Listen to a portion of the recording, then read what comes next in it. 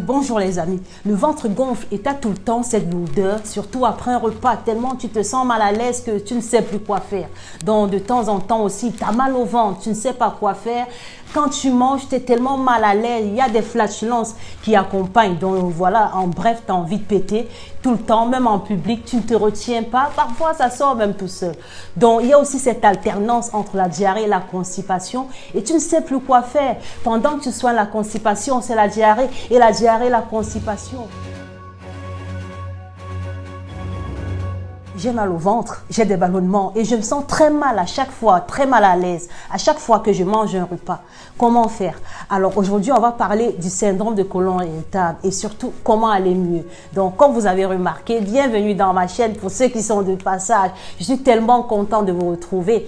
Donc ici, c'est la chaîne où on parle de nutrition, la santé en général, le bien-être. Et puis si vous êtes de passage, cliquez, abonnez-vous. Et puis je suis contente d'être avec vous désormais. Et pour ceux qui sont de passage, vous savez que dans cette chaîne, je ne vous prends pas pour des patates pour vous raconter des salades. Donc ici, on va parler, on va peser le pour et le contre. Je vais vous expliquer ce qui ne va pas avec vous et puis comment y remédier. Donc, voilà, le côlon. Si vous avez mal autour du nombril, ça signifie que votre côlon ne fonctionne pas normalement. Donc ça peut avoir un fonctionnement plus lent et puis ça dépendra du coup de ce que vous allez ressentir comme symptôme. Donc comme je vous ai cité, il y a plusieurs manières de s'exprimer. Donc c'est une expression, on va dire des symptômes.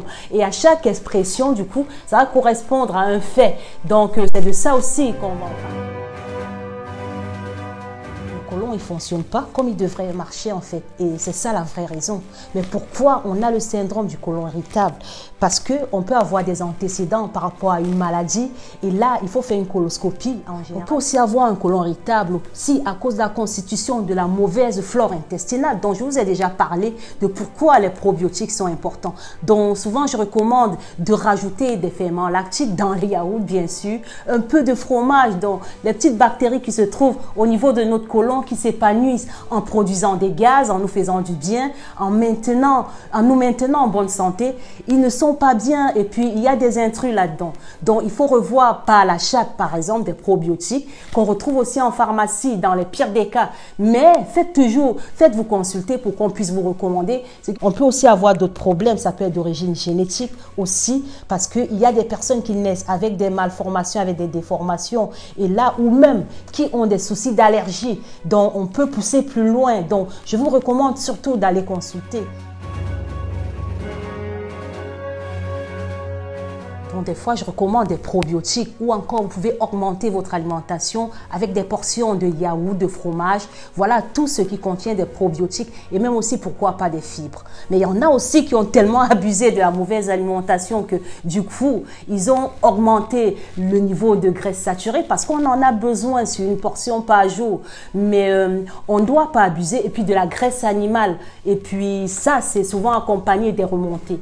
Donc, si vous avez ressenti des remontées avec des douleurs, vous êtes mal à l'aise après un repas. Là aussi, ça peut être dû à ce que la consommation de la qualité de votre graisse dans votre alimentation.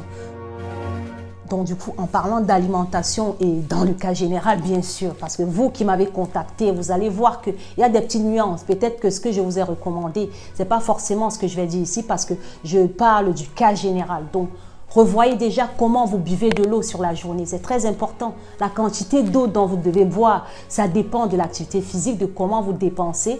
Pour quelqu'un qui est sportif, c'est différent d'une personne sédentaire. Et puis, si vous avez une activité, et déjà, par rapport à vos antécédents, tout va dépendre. Donc, essayez de voir vos quantités d'eau et puis essayez de boire l'eau au maximum dans les infusions, voilà, dans les soupes, etc.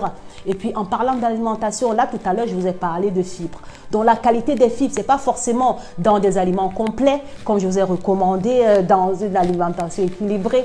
Non, ça va être des fibres solubles. Donc, c'est plus des fibres qui ont accès à gonfler dans l'eau. Vous allez retrouver dans les fruits qui ont des pulpes, dans des légumes à pulpe.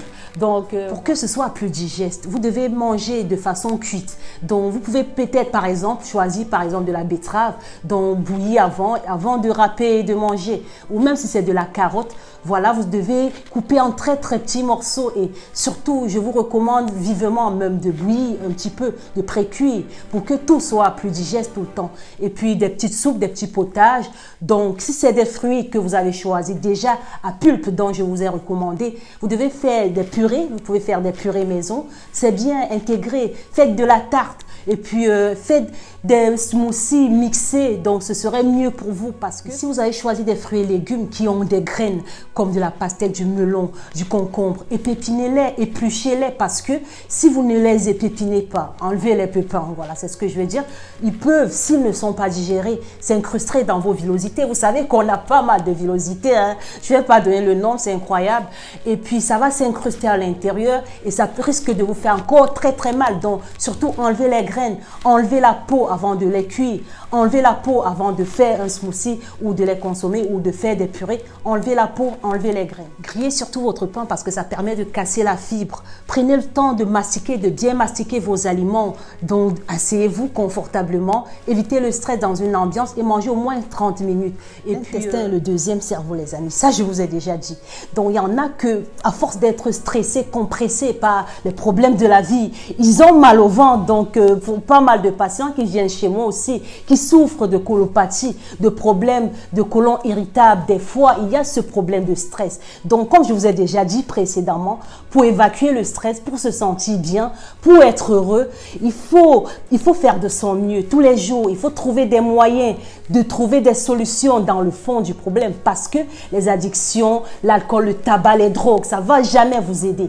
Donc, faites de votre mieux. À chaque fois que vous avez un souci, trouvez une solution, rapprochez-vous vers les personnes compétentes et c'est par là que vous allez trouver une solution. Surtout pas de graisse cuite qui va irriter l'intestin. Donc, comme je parlais de qualité de matière grasse, vous devez rechoisir ce qui serait riche en oméga 3 et surtout, pourquoi maigrir? Si vous avez du surpoids, si vous avez de la graisse viscérale, ça va encore augmenter, ça va vous faire mal parce que ça va empêcher. Donc, vous savez déjà, vous allez retrouver la vidéo dans ma chaîne YouTube. Hein, je vous laisse aller chercher parce que vous devez absolument maigrir parce que en ce qui concerne les colopathies, si on a la graisse autour des viscères, c'est normal. Donc, c'est même logique que ça puisse empêcher le fonctionnement des viscères parce que la graisse, ça va appuyer, ça va empêcher les viscères de faire leur travail et là, vous allez vous sentir mal, vous ne serez pas bien, vous allez être étouffé, vous allez même avoir envie parfois de vomir. Donc, pensez-y, vous devez absolument maigrir.